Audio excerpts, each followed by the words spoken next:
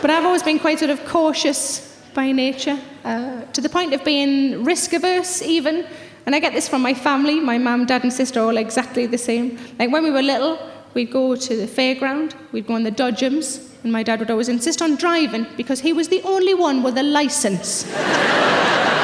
He would weave expertly in and out of the other cars, and then we'd go home. It was properly shit. I'm not good at a theme park. I had quite a bad experience at a theme park when I was a teenager. I went to Lightwater Valley. Give us a cheer if you've been to Lightwater Valley. If you haven't, but you've been to Alton Towers, just picture that, but a bit shitter. I was about 16 or 17. I went with a friend of mine. We were standing in the queue for the Rat, which is an indoor roller coaster. And we're standing in the queue, and I was reading the rules, because I'm all about fun. And it had the usual restrictions. It had the height restriction, it had the pregnant restriction, but then it also said if you'd ever had heart problems, you shouldn't go on the ride. And I knew for a fact that the friend that I was with had had heart problems in the past. And I said, Joanne, we can't go on. Look at that rule, eh? We can't go on. And she went, fuck it, let's do it anyway. And I realised that noise that she made, she didn't need to say anything after that, because that's the noise equivalent of fuck it, isn't it? You know, if you go out on a night out and you drink more than you were expecting to, you get up the next day, you feel terrible. You're bringing up bile, but you're pretty sure this bacon sandwich is going to put a stop to it. And somebody rings you and says, do you fancy going to the pub? You always go, So we go on the ride. I'm not happy about it, but she wants to go on, so we go on the ride. And it's so dark on there that you can't see your hand in front of your face. And I'm screaming all the way around like a normal person. She was completely silent. My first thought was, she's dead. My second thought was, our photo is going to be shit.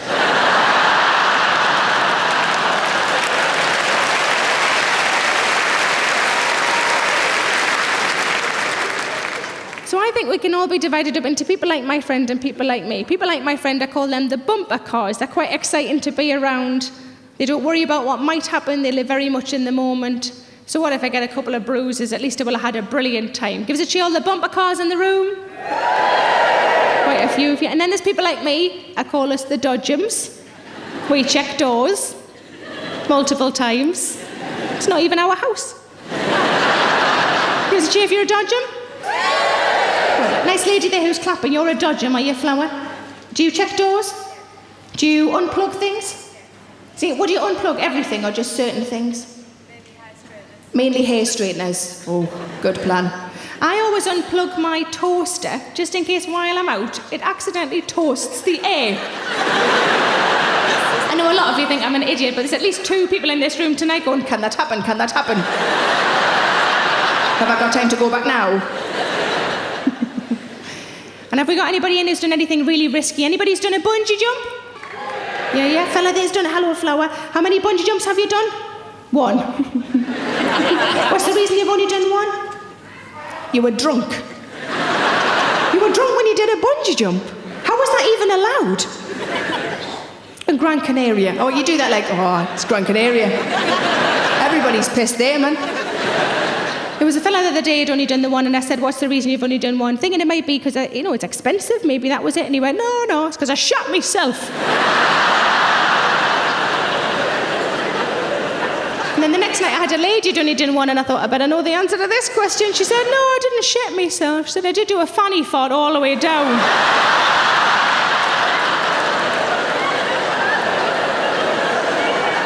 But I also had an incredibly cautious lady in the audience recently sitting right in the middle in the front row, and she said, I'm a dodgem. And I said, example? And she said, do you check under your bed? I said, no, because I'm not fucking 7. She said she'd seen an episode of CSI. Oh yeah, it's all based on fact. She'd seen an episode of CSI where the murderer had hidden from his victim by hiding underneath the bed. And not in a normal way, but actually clinging to the underside of the bed. And I said, so you were worried about finding a man under your bed? And she went, yeah. And I said, and what would you have done if you had found a man under your bed? She said, I've got no idea, I'm a lesbian.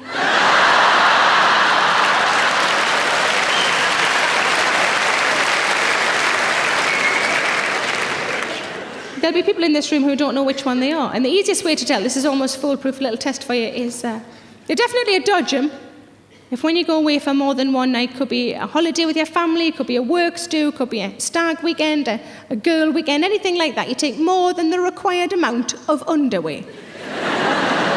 Give us a cheer if you take spare pants. Dodgems the lot of you. So what reasons do you take spare pants? Shout out. Just in case. Bit of a slag, are you, pet?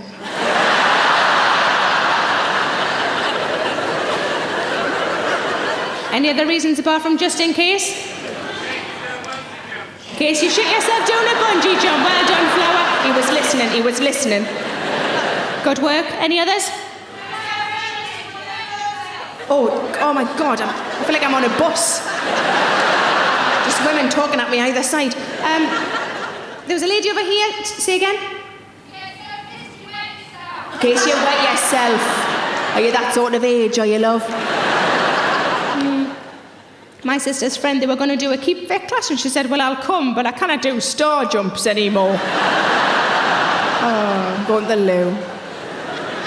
What other reasons do we carry spare pants? In case the elastic breaks. Okay, say again? In case the elastic breaks. In case the elastic breaks. How old are your pants, love?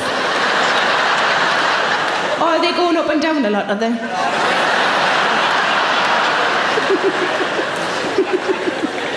Any other reasons why we carry spare pants? A takeaway? Say again?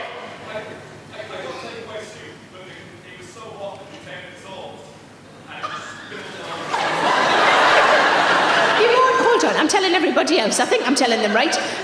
You bought takeaway soup and the container dissolved. So you ate them out of your pants. I'm not entirely convinced that was soup, love. That might well have... Did somebody give you some lovely warm tomato-flavoured fucking acid? The container dissolved. So you ate them out of your pants. Okay. There was a fella the other day, quite a stocky fella in his 60s, sort of. He said, I carry spare pants. And I said, oh, what reason do you carry spare pants? And he said, in case I get raped. I said, you really think that's going to be your first thought? These pants are ruined.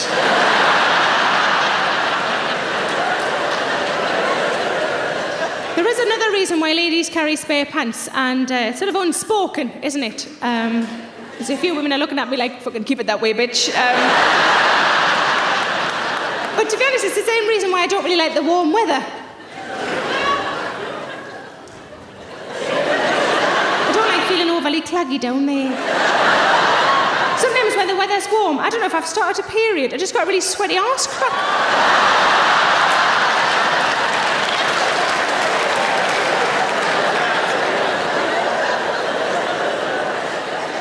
There's a lady the other day said that she carried spare pants in case she got lost. I said, what if they got a compass on them? Which would obviously be called twat-nav.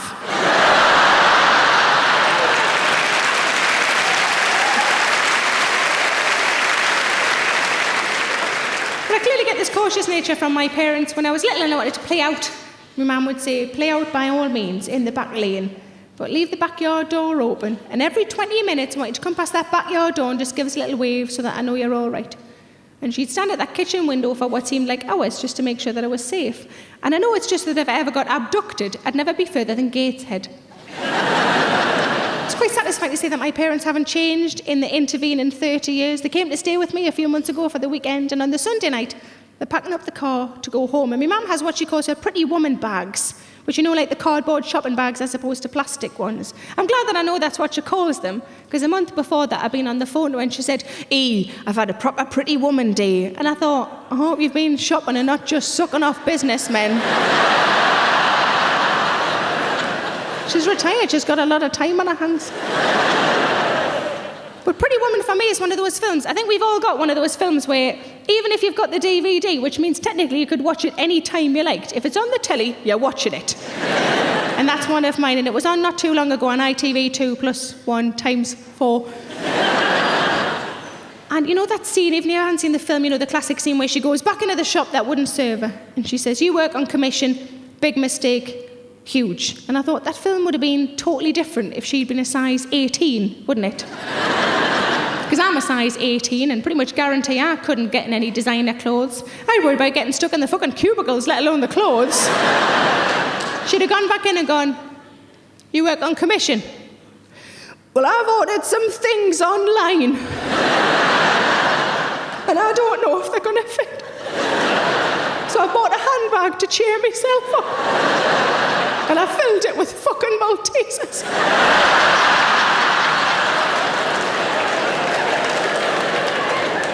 So my mum was putting her pretty woman bags in the back seat of the car. My dad said, put them in the boot.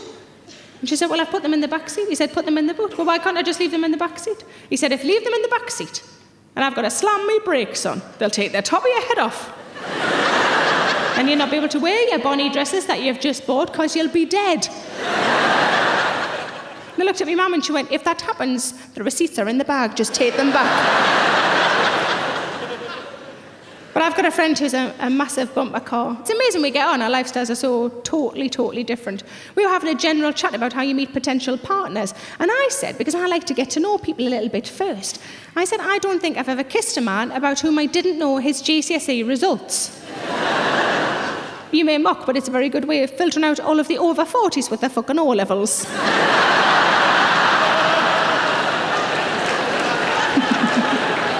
My friend said, is that true? And I said, yeah. And he said, oh my God. He said, I've had sex with people I haven't even seen. But my friend has what I think is a dangerous lifestyle. He thinks it's exciting, but I think it's dangerous. For me, exciting is when you start a new tea towel. I love it. It's been in the cupboard. It's all clean. It's got no bean juice on it. Fucking love it. But my friend's lifestyle is dangerous. He takes drugs on a regular basis. I drink 3 pints of shandy a year. I can't even drink properly, let alone take drugs. Gives a cheer if you've never taken drugs in your life.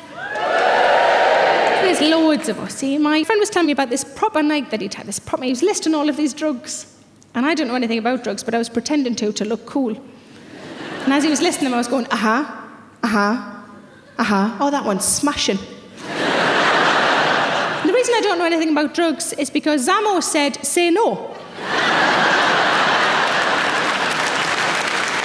It's a very age-specific joke, that one. There's a lot of people under 30 going, who the fuck is Zamo?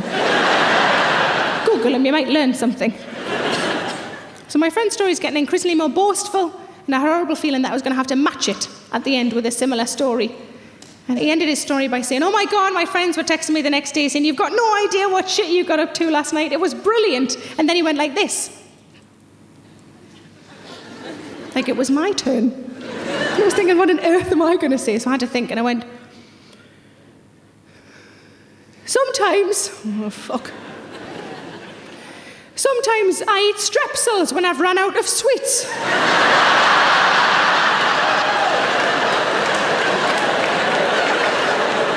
I'm not proud. But then my friend starts telling me about his sexual exploits, and he said he'd had sex on a kitchen sink. He said, have you ever had sex on a kitchen sink? And I wanted to tell him that I thought it sounded incredibly unhygienic. But I didn't. I just went, no. And I got home and I thought, am I a prude? I don't think I am a prude, but maybe I am. So I said to my boyfriend, would you like to have sex on a kitchen sink? I get the impression it's supposed to be a bit more in the moment, you know, rather than like when you've done those dishes, get your arse on there. Because we're very well matched, my boyfriend said, why would I want to have sex on a kitchen sink? That'd be like eating your dinner out of a shoe. Then my friend said he'd had sex on a plane. He said, have you ever had sex on a plane? I said, I've not had sex on a sink, and that's in me flat. What do you reckon? And he said, I've had sex on a plane. He said, that's dangerous, that's exciting. I said, well, I suppose it is. But I think having a massive shit with a queue outside on a plane is more dangerous.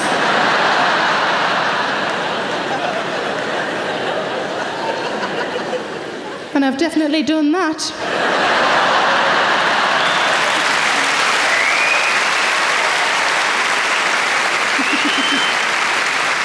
And from the clapping, I can tell I'm not the only one. We're all members members of the Pile High Club.